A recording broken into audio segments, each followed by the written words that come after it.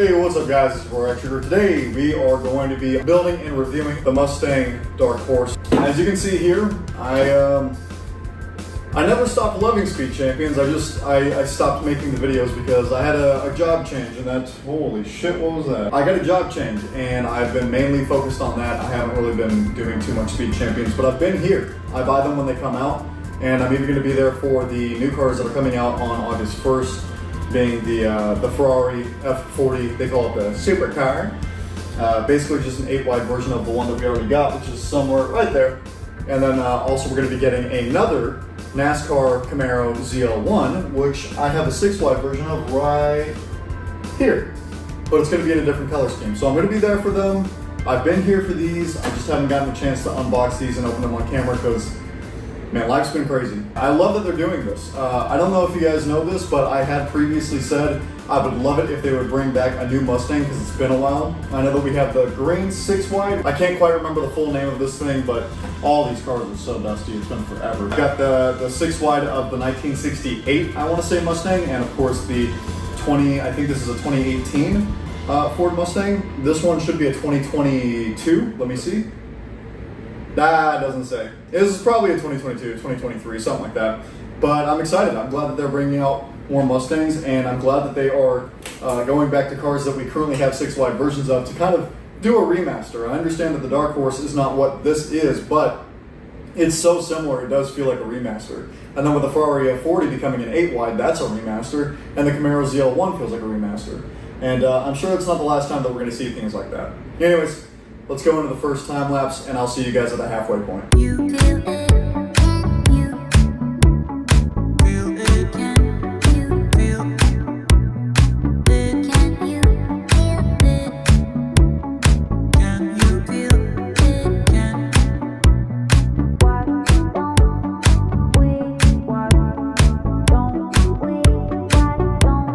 Okay guys, so this is not the halfway point, this is more like the 1/4 point, I guess, but I just thought I would point out, and I'm sure you guys probably know this, I think this car came out last year, but for some reason there's 4 bags, which I find strange. Usually you only find 4 bags in a double pack, or something that's really complex like the F14 Scuderia truck. That one had a whole bunch.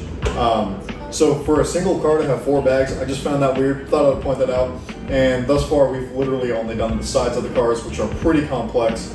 And also a bunch of the interior. We've got seats with the headrests, steering wheel, passenger side, dashboard, and middle console. Maybe it's a super complex build. We are extremely low on stickers, and I love that. This came with a total of, I think 12, because there are 2 5s, there's 2 1s, 2, what else? Okay, so there's probably like 14 or something like that. Let's continue.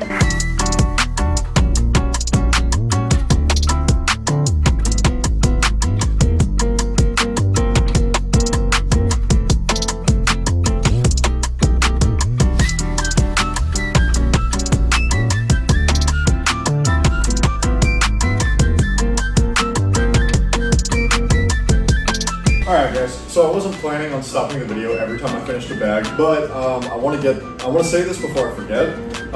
The back half of the Mustang Dark Horse is completed, and I really enjoyed it. They had some really cool, parts and pieces that you put together in the very beginning. Everything felt extremely flimsy going together. Like these side panels, when you attach them, they're hooked on by 1 stud, and that's it. And then you put all the, other pieces on to just kind of secure them in place. And it feels much better. It doesn't feel like these are going anywhere, which is great. Also, this back half, extremely cool way of putting all this together.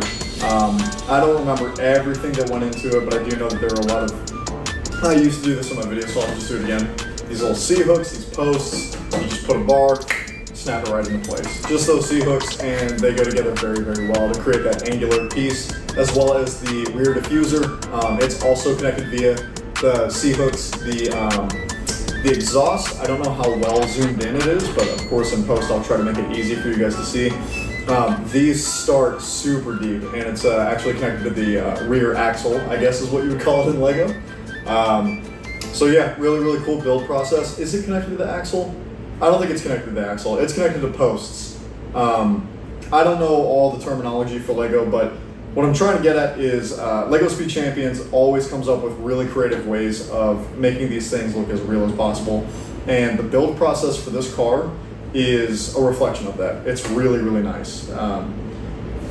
Amazing. Hopefully I don't need to stop at the third bag, so after this time lapse we should be done. But we'll see. It depends on if anything interesting happens in the third bag.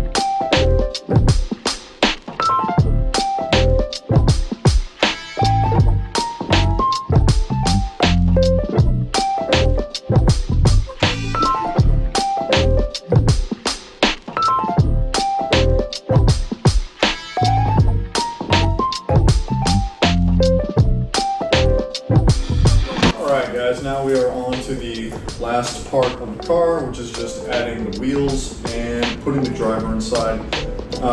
With cars that I would usually like to have in real life, I like to put in the thin spokes. Try to bring that up close, maybe you can see it, don't know. But it just kind of reminds me of GTA 5. I remember I used to customize cars anytime I would put these style of rims on them. So we'll just go ahead and pop those right on, and then we're going to go ahead and throw the driver inside. Just remove the roof, go ahead and break her legs. Sorry, it's a woman. For some reason that makes me feel weird. I'm breaking her legs. Her little Lego legs are broken. I broke them with my fingertips. This little tiny lady just had her legs broken by a gigantic person. Anyways, and roof right on top. There we go. She's complete. Look at that. That's beautiful, man. Let's go ahead and take out the other cars as well, the Mustang, so you can really see the level of difference in 6 wide versus 8 wide. Obviously, one is much dustier than the other, but if you just look at the level of detail, it's wild. It's really unbelievable. You just get so much more when you go wider, and also it just makes the stance look better. If you just look at the ride height, I don't know if you can see that or not, so I'm not going to do this for too long. But if you just look at the ride height, because the 6 wide is so stubby, it makes the car really tall. So for some reason that has this illusion that it's taller, or that it's taller. The fact that it's taller makes it look taller. Genius. No, for some reason the ride height looks bigger.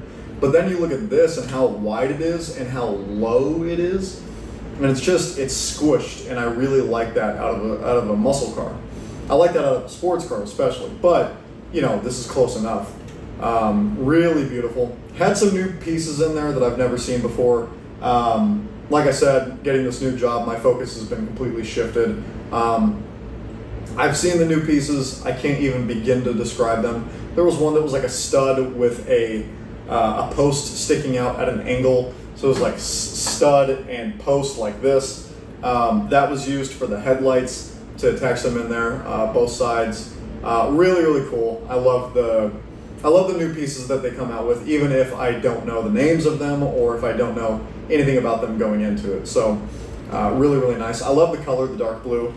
Usually I would be a big fan of the sky blue-ish that is used on this Mustang right here, but I think that this dark blue on the Dark Horse is really fitting, and overall a really, really good look. I don't know if I've ever told you guys this, but one of my favorite cars is the Mustang.